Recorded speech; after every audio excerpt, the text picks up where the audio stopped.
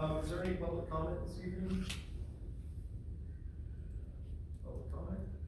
All right, hearing none. We move on to programs, reports, and presentation. Board member reports. Board member reports. Mr. McConnell. So our BOCES meeting on September 9th, we had, and in that, they had a letter for us that said North County School District number 1 received a $3,000 grant for helping to provide a preschool program in June 25. We also had from BOCES, there's going to be a substitute training class on September 17th and 19th in Du Bois. And then on September 25th, there's a PTSB class, the effective teacher, where people can get their no credits and that kind of thing. So we have that on there. In addition to that, they had another program that they're focusing on work-based learning. And they're going to have grants. We approved for $175,000 worth of grants for schools that are doing work-based learning programs, and individual schools can get up to $25,000 for that. And our next BOCES meeting will be November 12th. Thank you, sir. Any questions for Mike on that? All right, appreciate you filling that role, Mike. Other board member reports? Mr. Chair? Yeah, Taylor. Thank you. Just wanted to touch base. I am the representative for Baldwin. I didn't have much to report. The school year is going off to a great start, so I think that's good because no news is usually good news. The 4th and 5th graders got to go up to Kings Canyon on Friday last week for a field trip, or Thursday rather. And so they had a great time with that. And then the State Board of Education will be meeting Thursday of this week, so I'll have some things to report on next week with that. And then I was able to attend the 9/11 ceremony with you guys here, and that was a wonderful ceremony. Our third graders were able to go, and so I'm just very grateful that to Bruce and whoever else put that together, the city, the mayor. It was obviously fire hall. It was a great job. I'll let you guys chime in on that too. I thought it was a really powerful presentation, and it was pretty emotional because we all remember how good that day was, and of course, 21 gun salute, but also playing caps at the same time. Pretty amazing, pretty special things.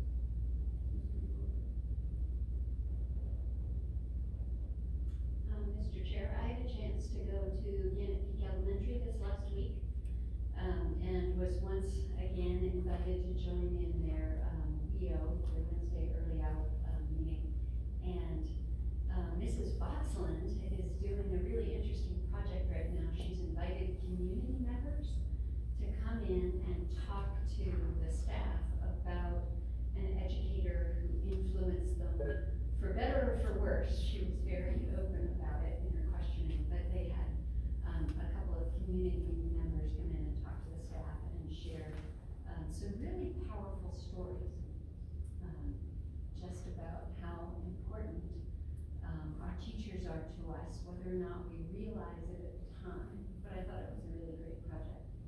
And then I did have a chance to go watch some high school volleyball, and boy, like every single girl playing had just this killer serve. I could not believe it. It's like, yikes. So. Any of you guys on virtual have anything tonight? Oh, Mr. Chair. Oh, nothing. Okay. Just tailing it up on that 9/11. You know, one of the things I really like is that none of the kids, obviously, that are in school now lived through that. So, you know, part of our job, I think, as a school district is to help educate our kids on what a big deal that was and how it impacted down in the country. It was really nice to see the third graders there. Our choir was there, and the choir did a fantastic job. Miss Day, one of those, just an awesome job with the national anthem. And then I was really impressed with the group of kids that were in the bagpipe assembly. They did a really good job too. So it's just nice to see the school district participating in the work that we do. The other thing that we had was the WCBA meeting over in Riverton. Heard quite a bit about plans that the School Boards Association has in store this year, as well as kind of run down some of the legislation and things of that nature. So that was a pretty good session.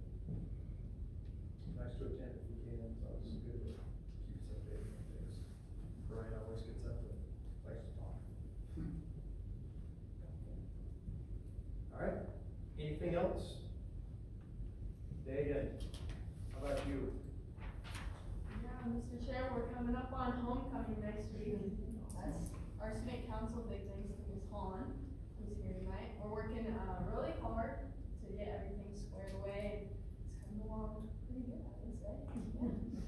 Thumbs up, so that sounds good. And we got volleyball on Thursday against Lyman and swimming against Riverton and Rollins on Friday. And obviously football game against Torrington on Friday. And another thing is our NHS is starting to get out in the community already. We were out at Apple Fest on Saturday, 14th, I believe, and we had a few kids help out with the big soccer tournament this weekend. So, and obviously the ceremony, which was also came in that, and it was just great to see all those kids out there and just see the community that we built around everything here. So, and I think, yeah, just good to get out in the community and just have students out there helping in any way we can. Awesome. Well, thanks to the students for getting out there. That's pretty awesome. Okay, Mr. Harris, attendance report. Thank you, Mr. Chair. I don't really have this one in my notes to talk about. It's a conversation before the meeting. I thought I'd bring it up anyway, but a lot of parents and community members may have noticed an increased police presence around the schools on Friday. And that was not due to any specific threat. I just wanted to clear the air on that. There's been a lot of rumors maybe that you caught wind of, but it was Friday the 13th, and there were a lot of general, there was chatter in other neighboring states and things within Wyoming, nothing specific here in Lander, nothing credible, but we just thought out of an abundance of caution that we'd have the PD and the sheriff's office just run some additional patrols past the schools throughout the day, particularly during drop off and pick up. So that's what that was. It's not that the school district or the police were withholding any information. Didn't have anything specific to share, so in that instance, we don't want to alarm people, but we just thought a presence might be needed just because of that general threat nature around the region and the fact that it was Friday the 13th. So that's what that was about. Another piece of information I wanted to update the community on, and the board especially, would be the policy KBB. Again, this is an opt-in. In our policy now is an opt-in for health services through the school district. So at the last meeting, I told you a little bit about what was going on with that in an attempt to collect information from all the parents of our students. We're still in need of responses from a couple hundred parents, but through the Google form, we've captured about 1,200 responses. So we're on our way. We have decided to turn off the Google form though, however, because now we've got kind of a lot of responses through the Google form. We've transferred all that information into the campus, where staff can easily access it, and now schools on their own can collect the remaining responses for parents to round out the full set of data. So that's kind of where we're at. Going forward, again, we'll collect all this info during online registration. So the Google form thing is just sort of a one-year only thing to get us up to speed, since the policy and the statute just took effect on July 1st after our online registration had already opened. So that was a stopgap measure, but I think we're on our way to getting that all taken care of. And again, the responses have been tracking pretty closely to what I reported last time. It's about 92% of parents are saying yes to those services. About 8% are saying no to one or more of the 4 categories that were listed on the Google form. And we're collecting that and logging it so that we don't override any of the parents' wishes as expressed through that survey. A couple of pieces of it. Yeah, just real quick, can I ask a question about that? There was a question that came up, someone asked me, and I didn't have the answer to it until we talked the other day, so I just wanted to get that in front of the public too. So, if if one of our students, has an issue that involves one of those four categories and their parents have said no, what's the process at that point? Yes, thank you, Mr. Chair, for the question, but the process would be that the school staff would call the parent. So it's not like we just ignore the condition that the student is in. If the student is in the office and they're crying or they seem to be injured or something, but the parent has marked no, we would call home and relay what we know from the situation to the parent, and then see what the parent decides to do at that point. Great, thanks. But we're not gonna be ignoring any student concerns, so that doesn't mean we just sit there with our arms folded when a child is crying or something, but, yeah, we first stop as a parent when there's a no. Bone sticking through the skin, we don't just send them back to class. Heavens no, but again, that there's a provision in that policy, if it's an emergency, we will act, whether it says yes or no, if we need to administer first aid or if it's truly an emergency. But for the most part, just the random, typical things, if the parent has said no, then we should call them first and then we'll figure out what to do from there. Okay, thank you. One other piece of information, I know because this is a hot topic around the state because of declining enrollments, I just wanted to look at some enrollment figures with the board here. And Chris, I don't know if you can give me the ability to show something on the screen or not, but we won't give our first official enrollment data to the state until October. But with Chris Jones's help, I took a look at some of our figures on last Friday. We passed the 10-day point at that time, so after 10 days, if the student's not coming to school, we kind of dropped them after 10 days. So I tried to get a sneak peek at where we're at. And as of today, we have an enrollment of 1,580 students. So for comparison, last year's enrollment at this time was 1,614, so down about 34 students compared to this time last year. So a couple of things to point out on that, and digging into the data. One bright spot that I noticed is although the enrollment is slightly lower, our attendance rate is much higher. Last year's attendance rate at this time of the year was 86.21%, so 86.21% of our student body attending school, and then 94.27 this year, so huge improvement marked this year versus last year. In fact, the LDHS is up over 20 percentage points, and I think is in large part due to administration and staff's emphasis on the big four, getting to class and being on time, being prepared, so that is paying off in terms of getting more students in school more regularly. Looking at the kids who were in the district last year but did not come back this year, we lost 81 students, and that's not counting the 12th graders. They of course graduated or aged out, as the case may be. But the 81 students, I have a chart here that I was hoping to show, but you can see the 81 students who exited, 35 of them went to another in-state public school district. 18 of them moved out of state, 16 moved to an in-state private school, 7 went to homeschool, and 5, we don't know where they went. We never got a records request, and they've kind of fallen off our radar. We have some leads on those kiddos, but we don't have anything official to report yet on where they are at this point. And as far as incoming students, so new students to the district that were not here last year, 43 of the 83 kids came from another in-state public school, 26 came from out of state, 12 came from a homeschool, and 2 came from an in-state private school. So 83 new students, 81 exiting, it's pretty close to even. But again, the overall is down slightly, and that might be because last year's 12th grade class was a big class. I think we had 148 seniors. Our incoming kindergarten class this year is only 117, so there's probably the bulk of the difference. But there's some variation from grade to grade, so just wanted to give you that snapshot right here. At this point in time, we'll have our official data in October, but that's kind of the lay of the land as far as enrollment goes at this time. Since we couldn't see that, Mike, would you send that to the board? Absolutely, yes, yes, sir. Mr. Chair? Yeah. I just want to thank you, Mr. Harris, for having this information. This is like the first time we really discussed this, and I think it's, might be even here in the 81 students that didn't come back, and 83, the others are encouraging. So we've talked in the past that we know enrollment's going to continue to drop, and with our rolling average, that's going to impact our budget. This is really helpful, so thank you for sharing that.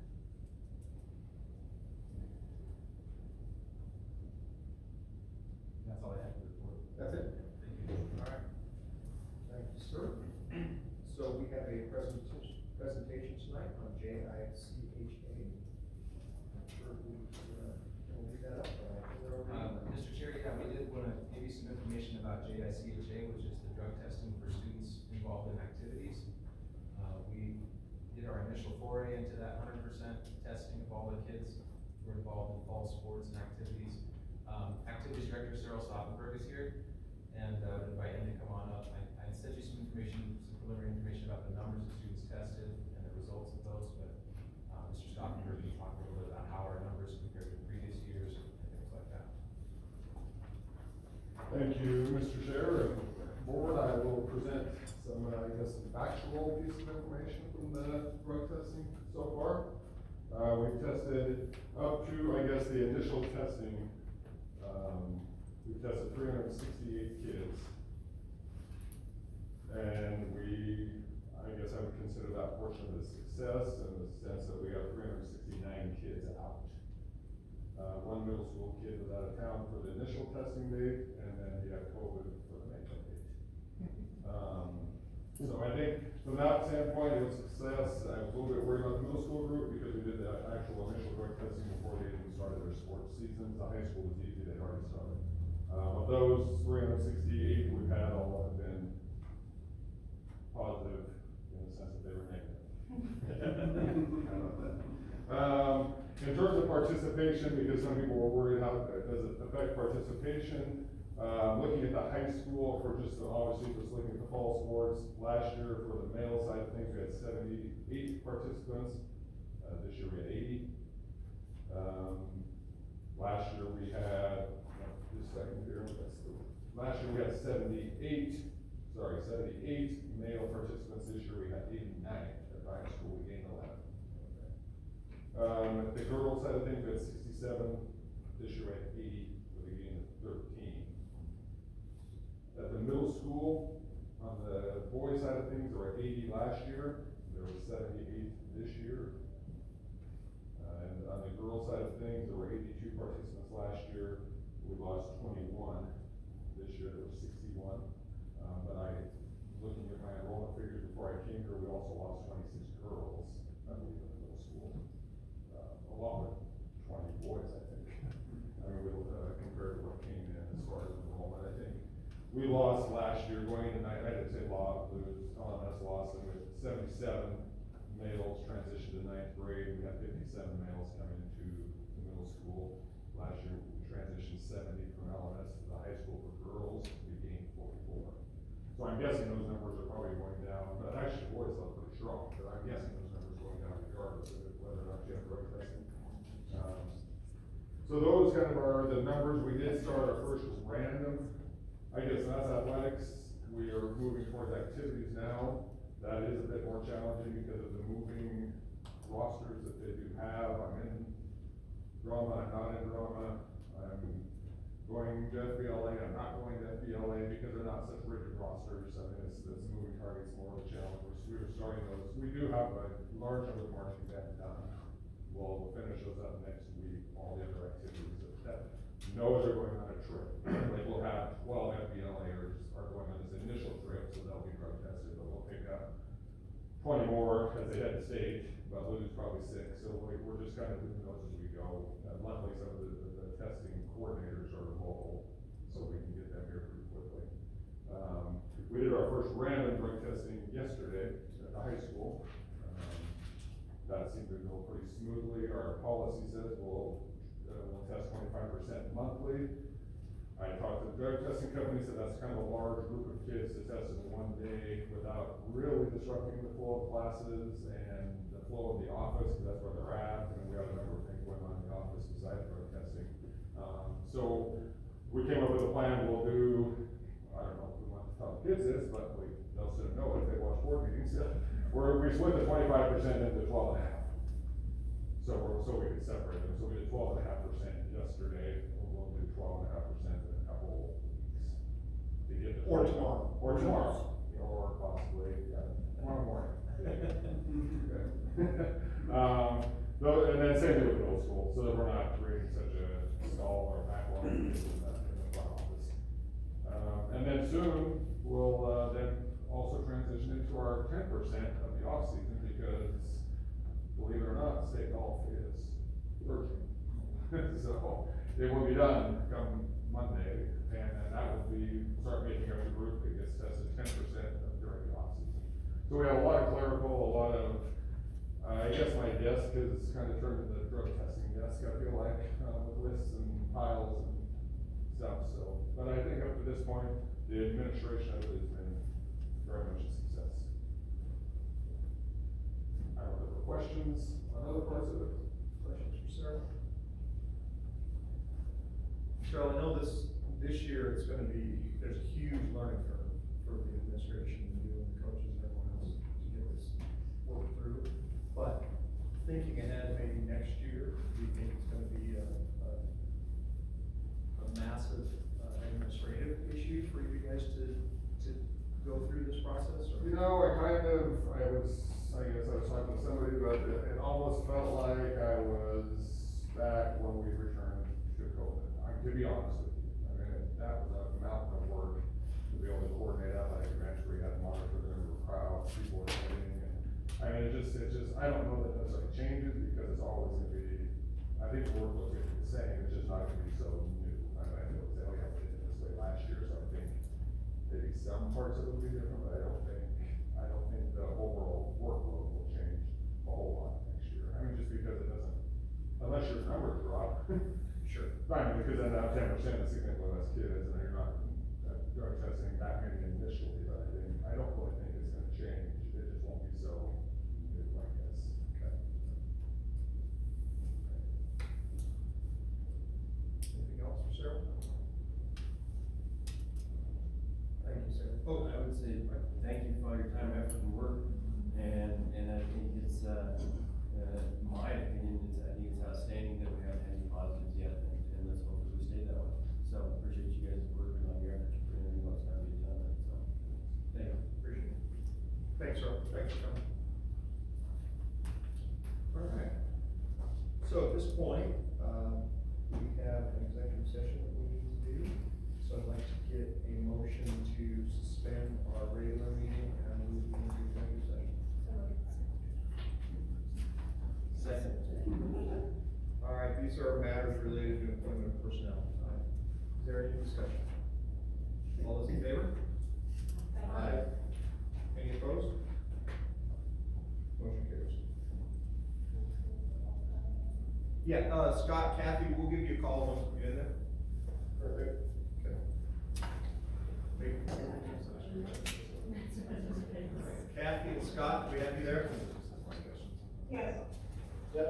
Okay, I'd like to get a motion to bring the board back out of executive session into regular session. Second. Discussion, all those in favor? Aye. Any opposed? Motion carries. You know, if we ever vote that down, we're gonna have to stay in executive session for the rest of our lives, so that one makes me nervous. I'd like to get.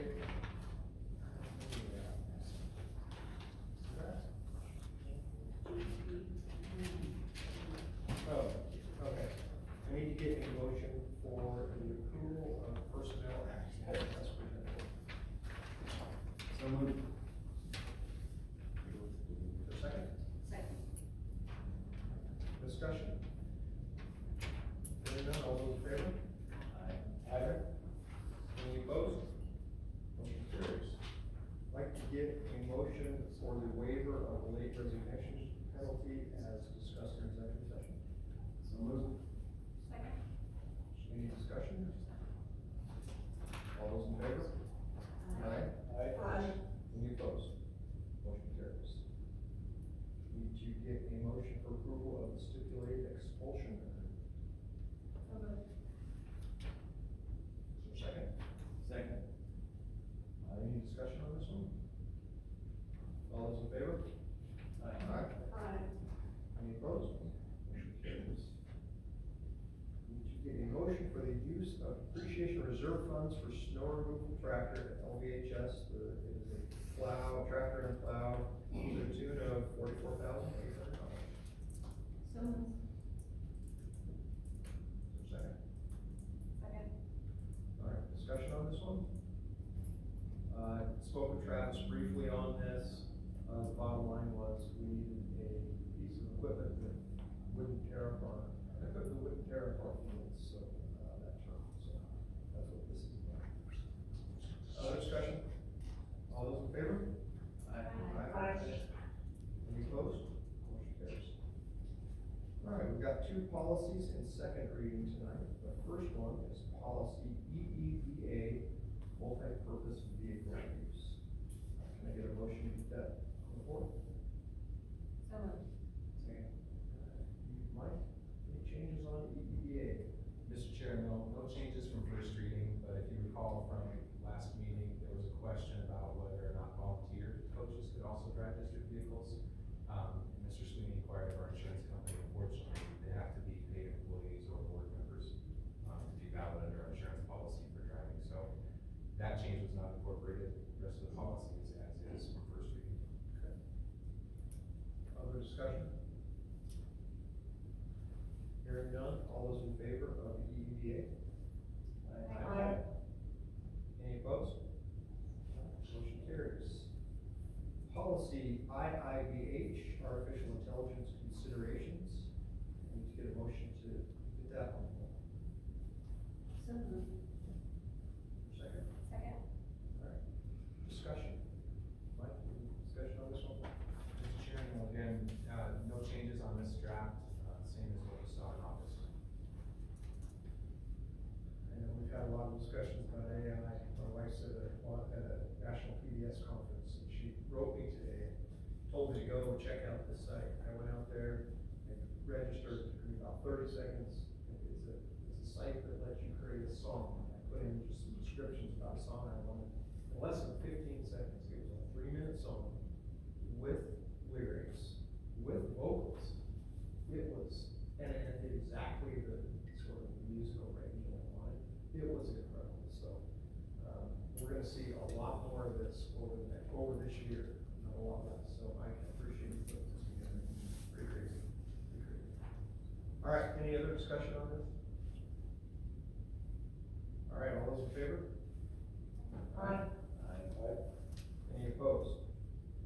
Motion carries.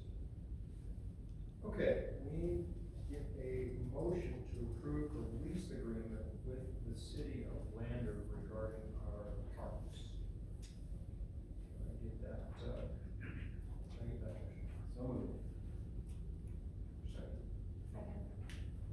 All right, Mike, you wanna talk a little bit about we were talking about the alcohol provision in here, that was what was hanging stuff, and we had, Scott, our attorney, take a look at it, so just like to comment on those things.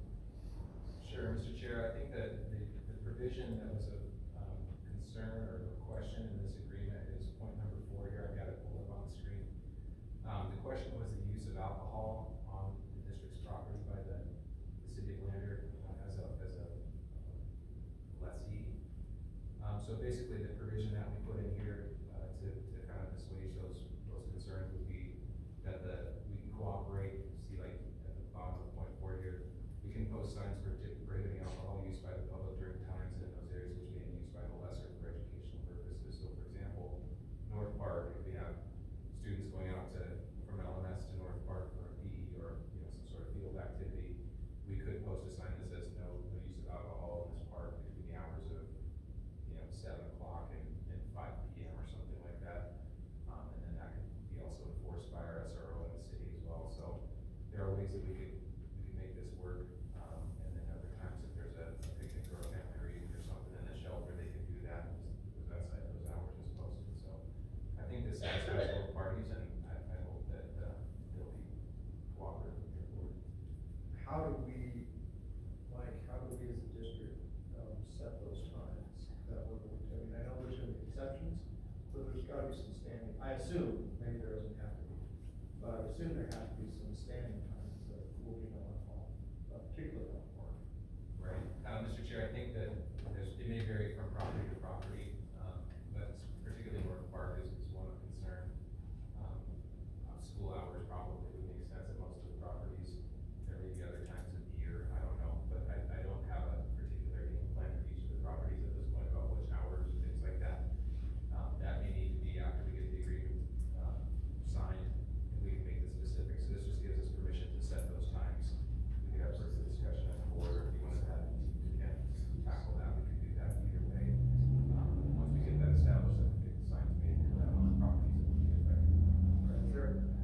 anyone have a problem with just having admin go forward with what they think is appropriate with those? Okay, alright, so we'll just have you go ahead and work with the city on this one. Any other discussion on the lease agreement? Alright, all those in favor? Aye. Aye. All those opposed? Motion carries. I need to get a motion to approve the, hold on a second, I'll let this run.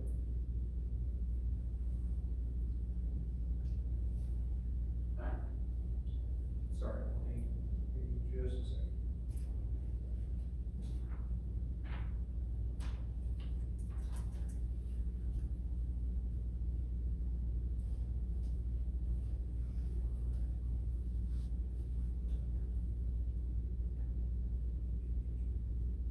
Okay, so I need to get a motion for the approval of Pinnacle Behavior Solutions, as the provider, temporary provider for school psychology services at Grant County School District 4.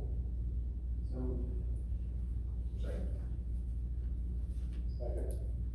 All right, Mike, you wanna talk a little bit about this issue? Sure, Mr. Chair, so, we have two school psychologists in the district that are full-time employees. One of them is going to be out for an extended period of time. So Director Mindy Clancy and I worked on a request for proposals, to solicit proposals from qualified people to fill in while that employee is absent. So the number of evaluations is around 20 at this point, I believe. I think that all of those are either initial evaluations for kids who moved in during the beginning, or during the summer, since the first start of the school year, or they're reevaluations for kids who are already eligible for special education. So they're all timeline sensitive. They would all be for secondary age kids. And that's pretty much the long and short of it. Director Clancy is prepared to talk a little bit more if she would like, or if you guys have questions about the need of that particular, RFP. Do you have anything you wanna add right up front? Mr. Chair and the board, I just wanna reiterate, this is a need that we need, our staff need, and our students need. And there's right now, students that we know, there are 34 evaluations due prior to Christmas break. And they're timelines that we have to meet. That doesn't include students that are gonna move in that we don't know about, evaluations that pop up for students already identified. And there's a need, so there could be more, so that's 34 district-wide, but, 20 just at the secondary that we know of.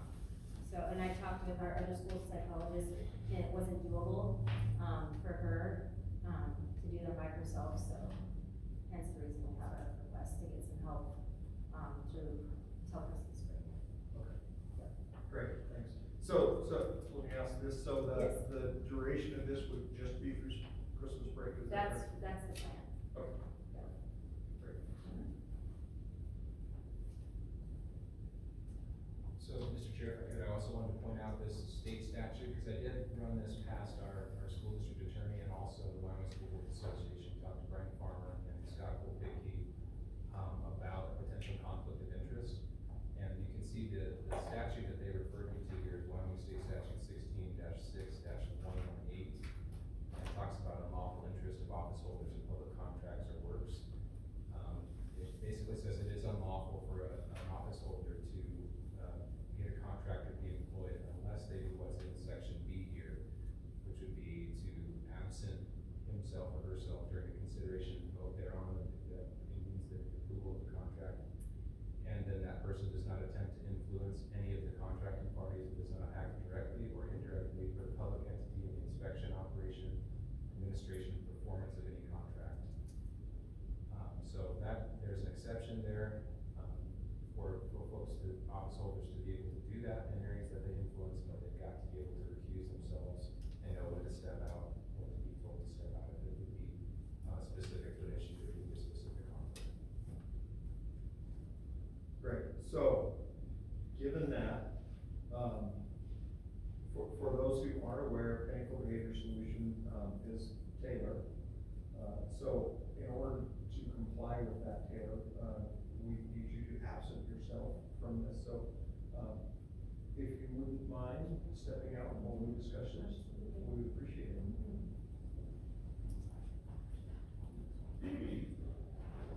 Thank you.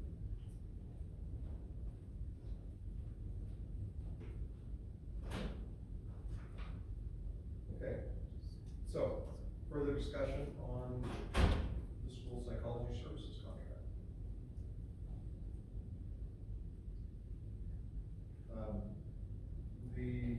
I would note that the rubric that was generated is in the public content, that is out there, that we use. Clinical behavior was both more attractive in terms of the fact that Taylor here is in town, so that she can get to the schools, more rapidly than than the other bidder who's from Rollins, and the pricing was more attractive, so. In those regards, it was a better fit for us, notwithstanding the fact that there is a concern for her. Other discussion? Yeah, I would point out that, our own policy, the BDFA, states that being a board member and employee shall be considered a conflict of interest. The administration shall always attempt to hire persons other than board members. However, in an emergency or whenever unable to obtain comparable help elsewhere, board members may be considered. So I would just like to point out that there is help elsewhere that could be feasible. And I believe that, our students deserve to have kind of independent work. And I just feel like there is kind of an interesting power differential there to think about adding a school board member onto a team, particularly, special education, the special education team. So I think that's just an important consideration. Will there be independent consideration from all parties in that environment? Fair. Other discussion? And, Mr. Harris, this is a short-term contract. How long is this going to last? Mr. Chair, and Scott, this contract will last no later than December 2024, so just a short-term period of time. Yeah. And I guess for clarification and definition, but a contract person is not quite the same as an employee. It's just a short-term contract to provide a service for 3 months. That is it for 3 months. Mr. Chair, Scott, yes, that's correct. They would not be an employee, we would not be paying benefits, there would be no leave accrual or anything like that, strictly fee for service. Okay. Mr. Chair, if I could just respond real quickly on your concern about the independence of the evaluator. I think one thing within special education that is helpful to keep in mind is the independent educational evaluation component.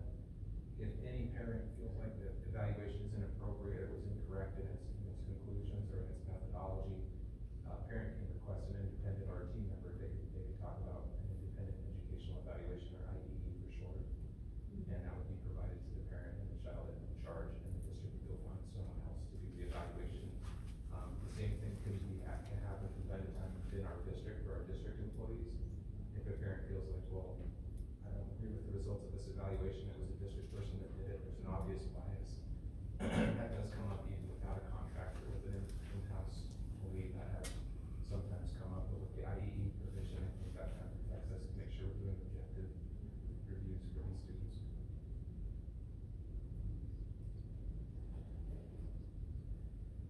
Other discussion? Other discussion?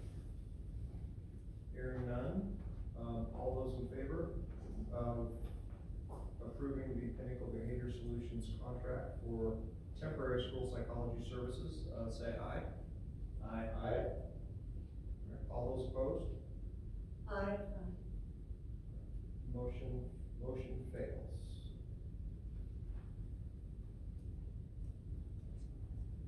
So, Mike, given that, do we want to proceed with the other alternative? Mr. Chair, I'd have to ask Mindy about that, Director Clancy, I'm not sure, the other candidate is available only on some Fridays, and her location is actually Goshen County, it's not Rollins. Oh, I'm sorry. She's quite a bit farther away than Rollins, but we do need someone, the need's not gonna go away, so. Roll call vote on that, Mr. Chairman? Sure. Yes, sir. All those in favor? Mike McConnell, for, Scott Jensen? And Jared Gale. And those opposed? Not here. Needs 4.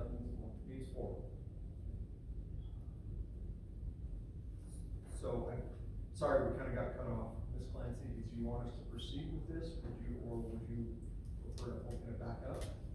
What's your thoughts? I think we don't have an option, I think we have to try to proceed and hopefully she's still available. My concern is just Fridays, the availability limits our teams and student availability too. Yeah. But those were the 2 proposals, that's all we had, and we're running out of time, we're already behind a little bit. Okay. Yeah. All right.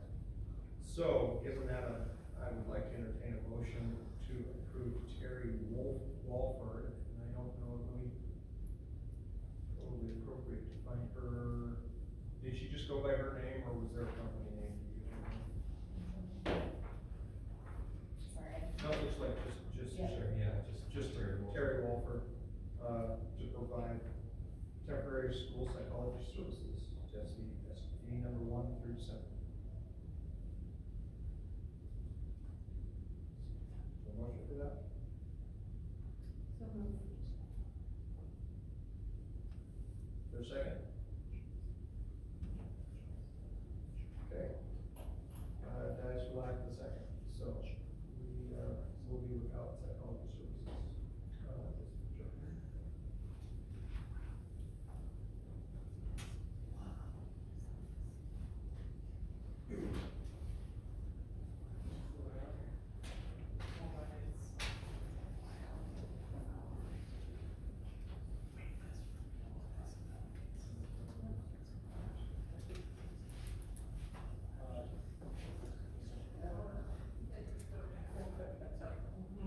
I couldn't find you when I first started the form.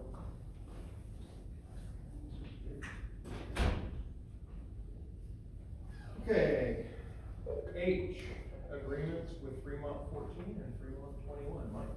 We need to get a motion to approve these are transportation agreements, both, correct? Mr. Chair, no, these are different than transportation. Oh, we were talking, yeah, that's right. Okay, so these are the impact aid agreements with, Fremont 14, Fremont 21. If I could get a motion to get those on the table. Is there a second? Second. All right, Mike, you wanna discuss this? It's an interesting one. Sure, Mr. Chair, members of the board, so you're all familiar, I think, with different, funding mechanisms that exist for reservation school districts that Lander and other non-reservation school districts don't have. That federal funding is called impact aid.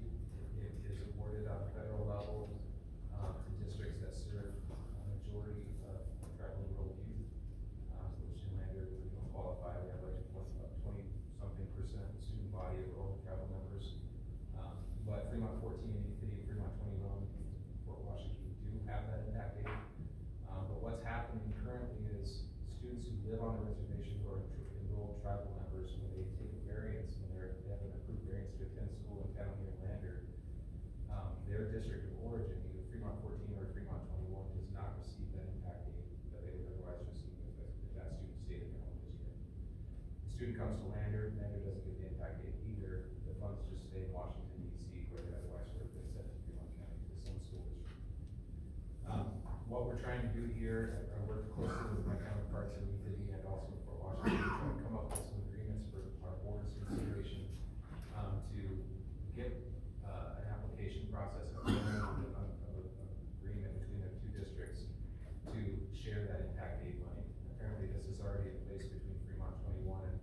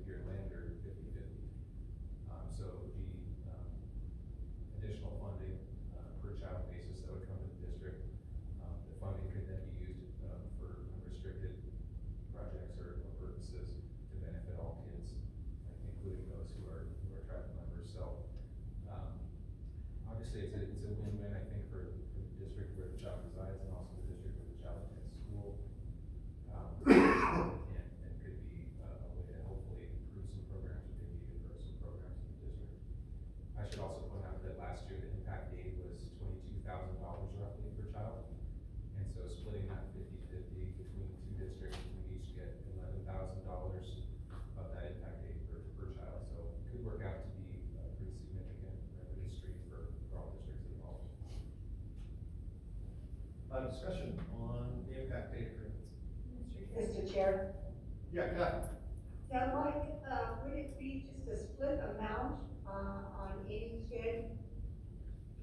Is there a certain number, is there a limitation to it, or is it just you split the 22 and both districts are benefiting from that? Mr. Chair, Kathy, that's a great question. There's no minimum number, there's no maximum number. It's just a per child. When I was looking at this with Fremont 14, in particular, I think we had, around 20 to 25 students who were on variances that reside in Fremont 14, and a pretty close number from Fremont 21, so we'd be looking at probably somewhere between 40 and 50 students, for whom we could then get half of the impact aid dollars and half would stay with the resident district. So, yeah, there's a reporting process, and the districts, on the reservation will handle that reporting, but there's no minimum or maximum. Thank you. And when, I know where I was getting the transportation issue was when we were talking about the, Heinz store and being able to fix the kids up there. Did that proceed? So, Mr. Chair, there was a provision, and you'll see in the board packet there, under the agreement with Fremont 21, originally the superintendent there, Deb Smith, and I had talked about reestablishing transportation between Lander and Fort Washakie for students who ride the bus. At the board meeting last night in Fremont 21, their board was in favor of scratching that provision, and it was nothing against Fremont 1, they just were not interested in creating agreements with Fremont 14 and Fremont 6 and so on. They wanted to kind of keep that as is. So, if you're considering approval of this resolution between Fremont 1 and Fremont 21, one amendment that I would say we need is to strike that number 3 there about transportation, because Fremont 21's board is not in favor of that at this time. Mr. Chair? Yeah, Tim. Mike, this seems like a no-brainer, this is what's best for our students, is there any disadvantages to signing an agreement like this? Mr. Chair, Taylor, I don't think there is any. We'd obviously have to coordinate with these other school districts to share some student information, but we're already doing that through the variance process. A lot of these students have spent some time in another district and then they come to Lander, or vice versa. So we're already used to sharing information and coordinating and cooperating on a lot of different fronts. I don't think there's going to be any complication with that. I can't think of any downside right now other than a little bit more accounting for Mr. Sweeney's office. It's good form. So one of the things I'd like to do is get a motion to amend the agreement with Fremont School District number 21 to strike the transportation component. Read that motion. So, Second. Second. Okay, it's been moved and seconded. This is just to be clear, this is just on the amendment to strike that, that portion. Is there any discussion on that? All those in favor? Aye. Any opposed? Motion carries. Any other discussion on the agreement itself as a whole? Nice working this out. The one question I do have is, and we talked about it a little bit, but I just wanna make sure that it's clear, at least to me. Whenever we're dealing with federal money, it, raises the hair on my neck just a little bit, because there's so many strings that tend to be attached to the federal money. Are there any specific strings that we need to worry about relative to the impact aid money? And Mr. Chair, and I'm not aware of any strings that are attached with this. It has to be for the benefit of tribally enrolled youth. And I don't think we make any programs in this district that are exclusively not for the benefit of tribally enrolled youth. At least I hope. There should be equal opportunity and benefit enrolled youth and non-enrolled youth alike. So I don't think there'll be any strings with this new funding source. Okay, thank you. All right, all those in favor? Aye. Aye. Any opposed? Motion carries. Do we have any WSBA resolutions? Mr. Chair, I don't have a resolution to present tonight, but I did reach out to Julie Corsick, who talked to Brian, Farmer, because I wanted to, bring up a consideration for resolution, and that if the board agreed to it or was in favor of listening, I could present it, next meeting, and maybe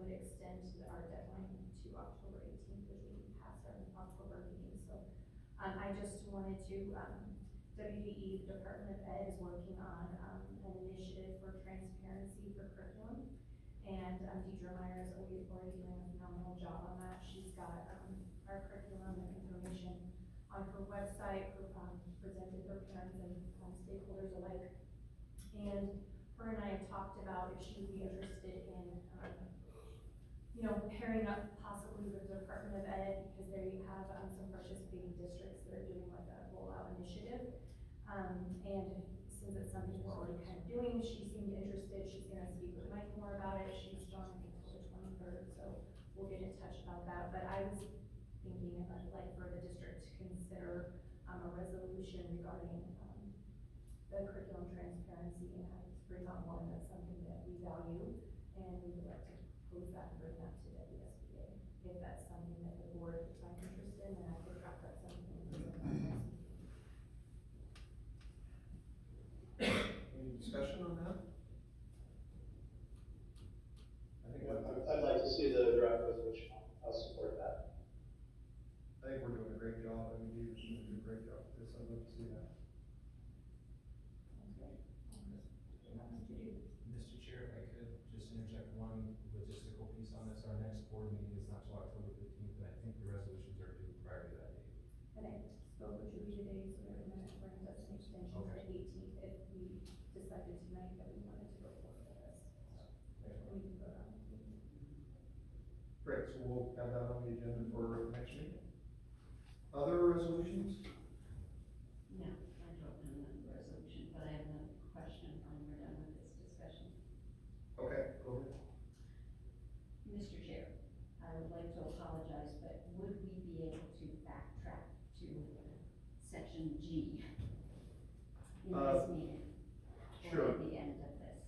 You want to, what's the official name of that, Mike? Move to reconsider. You'd like to move to reconsider? I would like to move to reconsider. Thank you. Is there a second? Second. All right, all those in favor of reconsidering G? Aye. Aye. All right. No. Okay, motion passes. We'll do that after J. Thank you. WSBA awards, we have Champion Education and Golden Bell Flyer. Yeah, Mr. Chair, Yes. I would like to nominate Kathy Hitt for the Champion of Education Award, in recognition of her long service to our district, both as an employee and as a volunteer school board member. Okay, is there a second? Second. All right. Are there other nominations for, I guess we can nominate, we can send up multiple people. Okay, so we can do this individually then. Any discussion? Discussion. All right, hearing none, all those in favor? Aye. Any opposed? All right, motion carries. Are there other nominations? I have two nominations. I would love to nominate Millie Abernathy, a beloved first grade teacher and reading specialist who I think touched many, lives, young and old, during her time in our district. And I'd also like to nominate Leslie Watson, who I think has been, both a leader, in terms of her positions as principal, but also has been a phenomenal instructional facilitator and has shown great leadership in that realm. All I right, mean, so I'm sorry, the second, name of the second nominee. it was Millie and Leslie. Millie Abernathy and Leslie Boxley. Thank you. So let's do those again, one at a time. Millie Abernathy, obviously there's a nomination. Is there a second? All right. Any other discussion about Mrs. Abernathy? Wonderful teacher. My oldest son's first grade teacher. So when you know when he graduates. I know, I'm gonna get upset.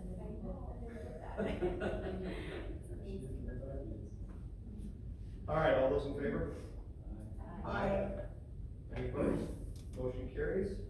And Principal Boxland has been nominated. Is there a second? I'll second that. discussion? All of these are very deserving candidates, so. All right, all those in favor? Aye. Motion carries. Now, so the pragmatics, you guys, as an administrative team, will get together and kind of put a package together for these, is that correct?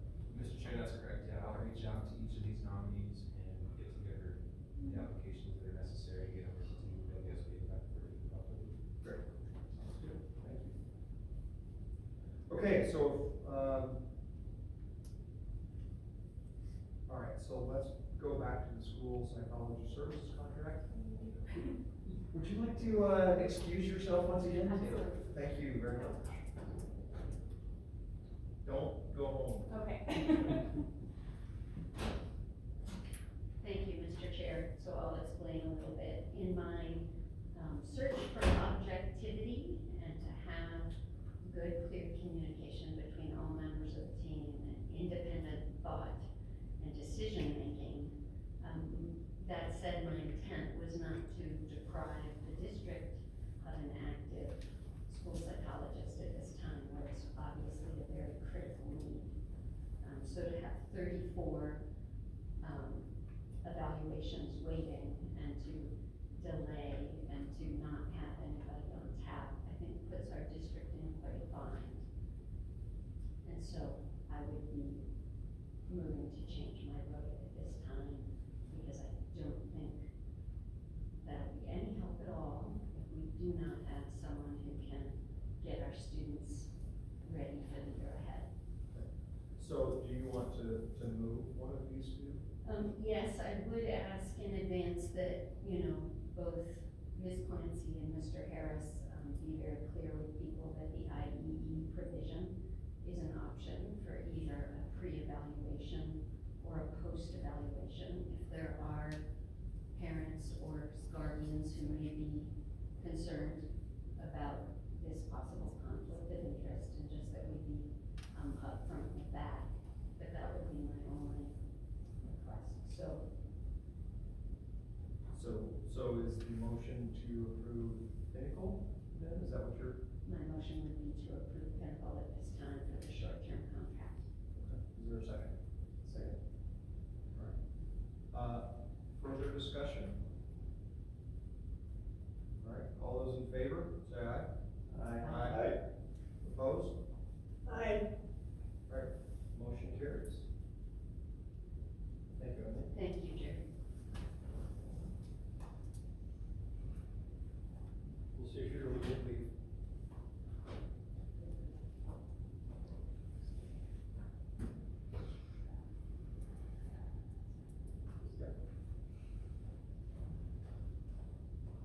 Alright, so our final item for this evening is to discuss the Jeffrey City School. Mike, did you wanna lead this off? Sure, Mr. Chair, this was an agenda item that we had briefly touched on last school year and kind of lost track of as the year unfolded, but, this is our second school year in a row, we have 0 students enrolled in Jeffrey City Elementary. We do have students at the secondary level who come over, they're transported to Lander every day for school, but, we're not using that facility, and Travis and I are recently, we started working on our facilities plan for the district. That kind of got us thinking, what is the plan for Jeffrey City School? What's going on with the building, property, future use? Just wanted to open that discussion, for the board's, consideration.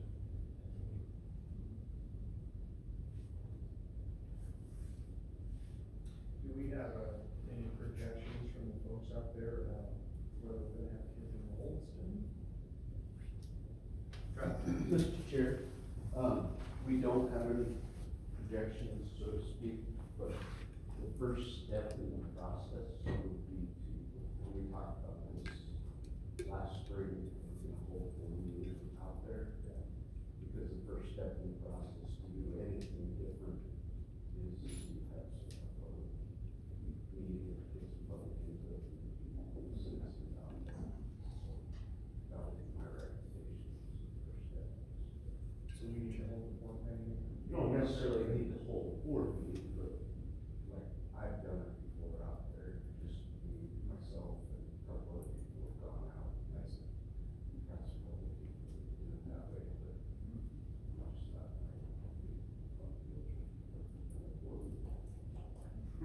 got internet. Sure. Mr. Chair, Yes, Kathy? just historically, when I became superintendent the first time, my understanding in speaking with people in district and then also with parents and others in Jefferson City is that there was no formal written agreement, but there was a long-standing verbal agreement that as long as there were kids in Jefferson City that needed to attend school, we would have that school there for them, even if it was only 1 or 2 kids. But given that we've not had any kids for 2 years, I think we probably have done our due diligence. Okay.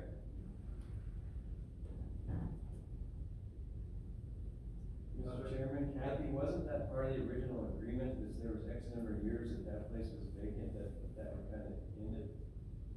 Boy, I don't remember a yearly thing. I'm Mike, and I don't know if there's anything anywhere in the records anywhere. Okay. And that would have been before Carol was the secretary or anything when that agreement was made. Mr. Yeah, Chair, Travis. I do know where there is some history on that. I don't know exactly what it says, but we can get through that and see if we can. Mr. Chair, I do have a copy of the, I don't know where I found this. I found a copy of the agreement between Fremont County School District 9 and Fremont County School District 1. 9 used to be Jeffrey City School District, but then our districts merged. And the provision that the CAPI referred to is actually in that agreement. And I don't know the exact language, so I don't want to attempt to paraphrase it, but I can bring that forward. If you guys want to look at that, we can do that meeting out there, you get to have that. But yeah, it does say something about the school, if there's no more students, then the district will close the school, but it would stay open until, there are no students that are enrolled out there. Mr. Chair, Yeah, Kathy? I think it would be beneficial if we just looked then at that agreement. I didn't even know that document existed, given what I was told at the time. So I think it would be good to look at that document and let's follow what it says and be honorable in our discussion with the Jefferson City folks. You bet. Yeah, we definitely follow that. I agree. I do think it would be good at some point for at least members of the district and probably any school board members that want to go have a meeting with the folks out there as well. Almost regardless what the actual agreement says. We want to be pretty fair to the folks out there. Wasn't, Mr. Thompson on the school board out there? He's on the school board in here for 15, 20 years. Might be good. I mean, I think he was there when the transition happened, as I recall. Yeah, might be good to have a conversation with him too. Cool. So, I found the agreement in my email, that the chairman, so it was Scott Monsberger. And then there was, actually the people that signed this agreement were the two county commissioners, the county assessor, and 2 other county commissioners. This was May of 1997. And I apologize, I don't have this in the board agenda, but, just located it, so I can definitely get this disseminated, we can include it next time we discuss this. so we want to, do we want to have a meeting out there with it? Do we want to set something up? Do we want to consider it for next time? What's the desire of the board? For sure, I think it would be nice to have the district administrators and then open to all members. I don't think it needs to be a formal board meeting, but I think it would be nice to represent, Would you guys see if you could set something up? And then maybe what we can do is, you can set it up after our next board meeting, so we can discuss the meeting and details at our next board meeting. And then we can go, that would probably be the best way to go. Does that sound reasonable? That way we can make sure the roads are really crappy. Yeah. Okay, so we'll discuss it next meeting. All right, great. Any other comments on Jefferson City? Okay. Administrative details, reminders, future plans, October 15th. board meeting 6 p.m. November 5th, board meeting November 19th, board meeting, reminder, we do have 2 board meetings in November for normal. And then we have November 20th, 22nd, the VSBA annual conference. Again, keep in mind, if you're gonna go to that, I don't remember when the deadline is, so let Carol know. But if you wanna go, let Carol know. Who's the presenter?